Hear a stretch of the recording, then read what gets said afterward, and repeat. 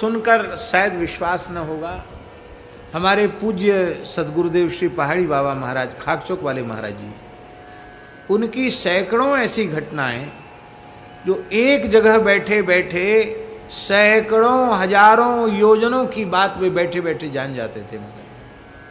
मैंने कई बातें प्रत्यक्ष देखी। आपको सुनकर आश्चर्य होगा, बहुत पुरानी बात तो नहीं है। 2003 में महाराज जी भगवत धाम प्रयाण किए। कलकत्ता में एक बंगाली परिवार है, उनको महाराज जी ने कहा होगा कि तुम नई बाड़ी बनाओ, ठाकुर बाड़ी बनाओ तो हम आएंगे। और उन्होंने ठाकुर बाड़ी बना ली। अब वो प्रार्थना करने आए कि महाराज जी आप उसके उद्घाटन में पधारिए। पहले पत्र लिखा तो महाराज जी ने कहा तुम मुहूर्त से उद्घाटन कर लो। तो मुहूर्त से उन्होंने उद्घाटन कर लिया, पूजा पाठ वगैरह कर लिया। फिर वो वृंदावन आए, आग्रह करने के महाराज जी कोई समय दे दें। महाराज जी ने कहा कि देखो हम लगातार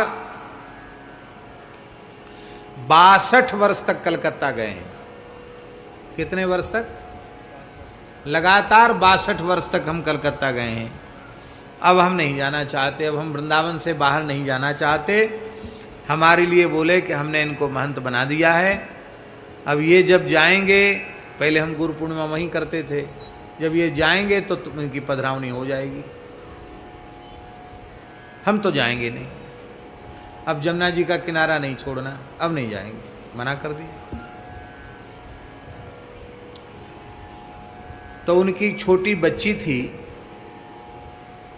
वो बच्ची बोली बंगला भाषा में कि ठाकुर दादू आप मिथ्या कथा बोलते हो, मैं झूठ बोलते हो। महाराज जी बंगला बहुत अच्छी बोलते थे, वो बंगाली सेवक थे, इसलिए बंगला लिखना, पढ़ना, बोलना सब आता था। तो महाराज जी बोले ए खोकी, खोकी माने बच्ची लाली, ऐसा क्यों बोलती है, झूठा आरोप क्यों लगाती कि मैं झूठ बोलता हूँ? हाँ मिथ्या कथा बोलो, आप झूठ बोलते हो। क्यों? आपने कहा था मेरे पिताजी को कि मैं आऊँगा, फिर आप आए नहीं, तो आप झूठा हो गया कि नहीं हो गया? तो साधु संत को तो झूठा नहीं बोलना चाहिए। वो बोली बच्ची छोटी, 10-11 साल की बच्ची थी। छोटे बालक तो भोले होते हैं, उनके मन में जो आता सो बोल देते।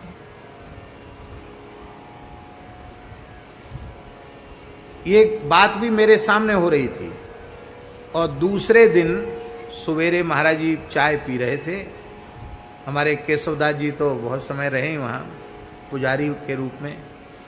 तो लकड़ी का तो उसका नारियल का कटोरी रहती थी, उसमें चाय पीते थे। तो महाराज जी चाय पी रहे थे और वो उसका पिता और वो बेटी सामने बैठी थी। तो महाराज जी बोले चाय पीने को, ए खोकी इधर आए, देख हम तेरे घर हो आए, हमने अपनी बात सत्य कर दी, हम तेरे घर हो आए और कुछ खा के भी आए हैं, विश्राम करके आए हैं, तेरे घर हो आए हम। और उसके पिता बड़ा आश्चर्य कर रहे हैं कि महाराज जी तो यहीं हैं, कहाँ से हुआ है, इसके घर कब को हुआ है महाराज जी? तो महाराज जी ने मोहल्ले में कैसा मकान बना है, किस दिशा में उसका मुंह है, कितने कमरे हैं, ठाकुरवाड़ी कहाँ बनी है, किस रंग से पुता है, सब बात बता दी। जैसे कोई सामने रखी हुई चीज का वर्णन करे, ऐसे महाराज जी ने पूरे घर का बता दिया उसको। यही बात पूरी हो गई। हमको ऐसा लगा कि महाराज जी ने सपने में देखा होगा इसका घर, सिद्ध पुरुष हैं तो सपना भी उनका सही होगा, ये मैंने देखा। और जब 1 महीने पीछे हम कलकत्ते गए और उस घर में जब हम गए तो माता झरझर झरझर आंसू रोने लगी। बोले हमने डायरी में तारीख और समय लिख लिया है, रात्रि को 9:30 के करीब महाराज जी 9 बजे कोठरी में गए हैं अपने, बस 9:30 के करीब महाराज जी की बात सुनाई पड़ी। राम राजा दुख भंजन सकल पूर्ण काम, गोविंद गोपाल भज नारायण ऐसे बोलते रहते थे महाराज। देखिए महाराज जी आ गए, चरणों में प्रणाम किया, चरण धोए, सब अलग होती है। तो परवल का साग बनाया, ठाकुर जी को भोग लगाया और महाराज जी के पत्थर के पात्र उनमें पवाया। और पवाने के बाद बोले, महाराज जी बोले देख अब लेट हो गए, अब हम विश्राम में जाएंगे। भला अब हम विश्राम में जाए। महाराज जी वहीं लेट गए, ठाकुर जी के घर में ही लेट गए, ठाकुर बाड़ी में लेट गए। और वो भी जाके लेट गई घर में, नीचे जाके वो लेट गई। सवेरे 4 बजे स्नान करके वो दौड़ के आई तो देखा तो वहाँ केवल कक्ष में सुगंध ही सुगंध थी, महाराज जी के श्रीअंग की दिव्य सुगंध। महाराज जी वहाँ नहीं थे। उसने कहा महाराज जी आप विश्वास कर सकते हैं पर संसार का कोई व्यक्ति विश्वास नहीं कर सकता, मैंने अपने हाथ से बनाकर महाराज जी को पवाया। ऐसी एक घटना नहीं, ऐसी कितनी घटनाएं थी। ब्रज के गांव में फक्कड़ पने में रहने वाले महात्मा एक से एक सिद्ध। जमुनापल्ली पार एक गांव है रुदायन, जहां हमारे श्री केशवदास जी महाराज गोपाल जी की सेवा करते हैं। वहां मस्तराम बाबा थे और मस्तराम बाबा महाराज जी के गुरु भाई ही लगते थे, पहाड़ी बाबा के गुरु भाई लगते थे। पर मस्तराम इसलिए उनको लोग कहते थे, वो तिलक विलक नहीं लगाते थे, ऐसी कोई रज चंदन वगैरह कुछ लगा लिया। वह गैया चराते थे वो और सेवा करते थे, खेत में सेवा करते, गैया चराते मस्तराम बाबा।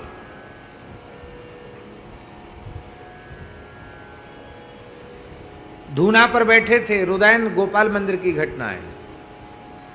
और सर्दियों का समय था और उनके पसीना टपकने लग गया।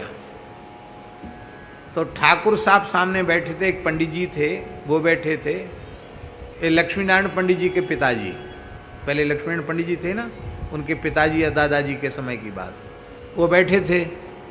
उन्होंने कहा बाबा तेरे पसीना कैसे आए रहे हो? अरे बोले भैया कछु मत पूछो कैसे पसीना आए रहो।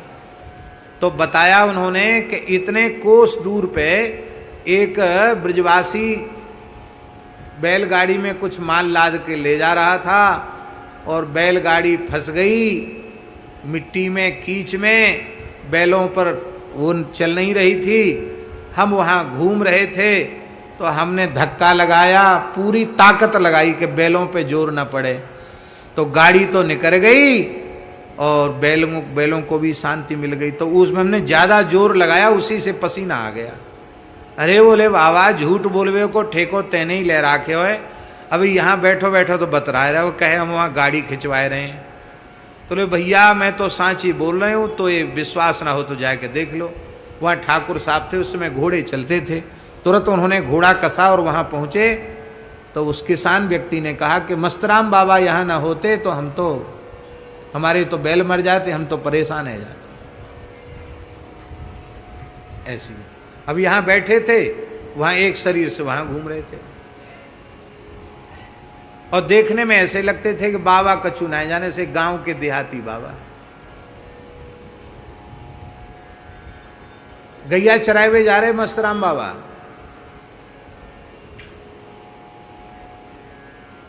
गैया चराए हुए जा रहे बाबा और एक गूजर, यहां कोई गूजर बैठे हो तो बुरा मत मानियो, बड़ा नामी पहलवान था गूजर। तो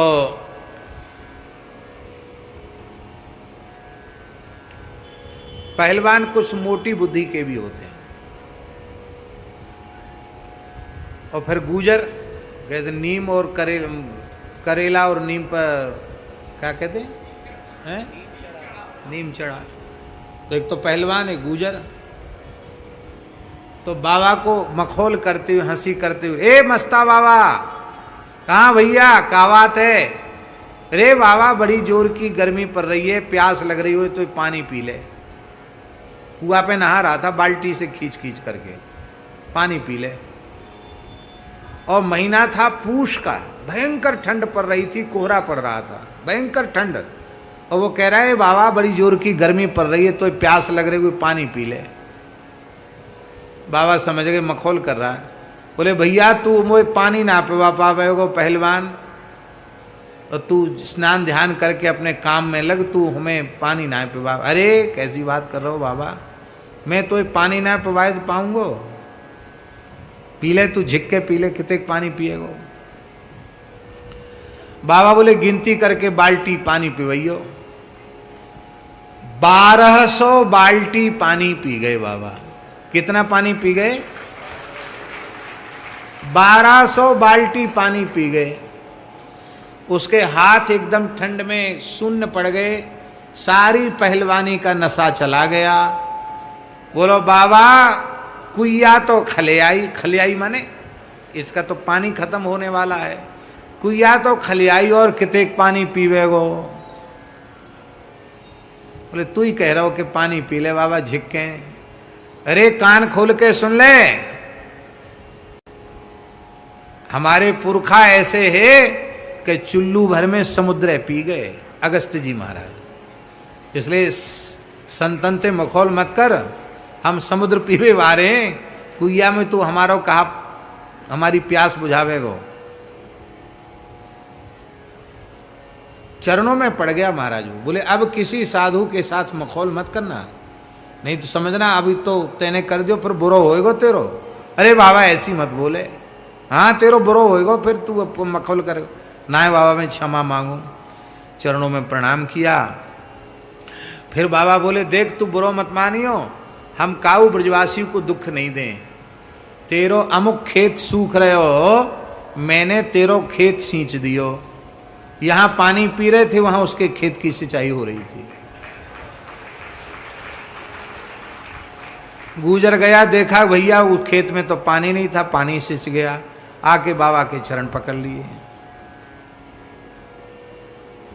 अब महाराज जी सुनाते थे, पहाड़ी बाबा महाराज, कि मस्तराम बाबा किसी ब्रजवासी के घर में चले जाते, छींके से माखन की मटकी उतार लाते, दही उतार लाते, और गांव की स्त्रियां उनको बाबा रसिया सुना, नाच दिखा बाबा रसिया सुना। तो जो द्वापर की लीला है वो कल युग में होती है।